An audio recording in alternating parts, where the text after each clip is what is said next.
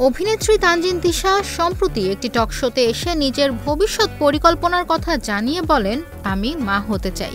সেই মন্তব্যের পর থেকেই আলোচনার কেন্দ্রে তিনি। গত ৪ জুলাই রাতে নিউ ইয়র্ক থেকে সম্প্রচারিত হয় Friday night with Zayed Khan শিরোনামের একটি টক শো। সেখানে উপস্থাপক চিত্রনায়ক জায়েদ খান তানজিন তিশাকে প্রশ্ন করেন, ৫ বছর পর নিজেকে কোথায় দেখতে চাও? উত্তরে তিশা বলেন, I will be a mother. এর মধ্যে আমি বিয়ে করব, মা হব। তিশা আরও বলেন, দেখুন, এভাবে হয়তো কেউ বলবে না যেভাবে আমি বলেছি, কারণ মানুষের প্রফেশনাল লাইফের সঙ্গে পার্সোনাল লাইফটাও গুরুত্বপূর্ণ, সেটিকে এড়িয়ে চলার সুযোগ নেই। এই বক্তব্য প্রকাশ্যে আসার পরপরই প্রবাসী সাংবাদিক জাওয়াদ নির্ঝর ফেসবুকে ৩টি ছবি শেয়ার করে দাবি করেন এটি তানজিন তিশার গোপন সন্তানের ছবি।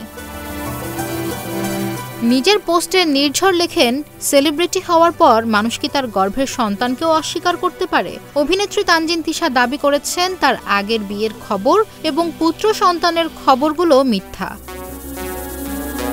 তিনি আরও বলেন, যে ছবিগুলো দেখছেন সেগুলো তিশার মিডিয়ায় আসার আগে। তার সাবেক স্বামী এখন দুবাইতে বসবাস করেন। সেই ঘরেই তিশার একটি পুত্র সন্তান হয়েছিল। সেই পুত্রের সঙ্গেই ছবিগুলো।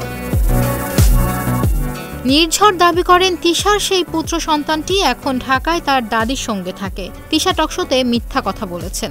বছরখানেক আগে তানজিন তিশাকে নিয়ে স্টোরি করতে গিয়ে আমরা তার পুত্র সন্তান এবং সাবেক স্বামীকে খুঁজে বের করেছিলাম।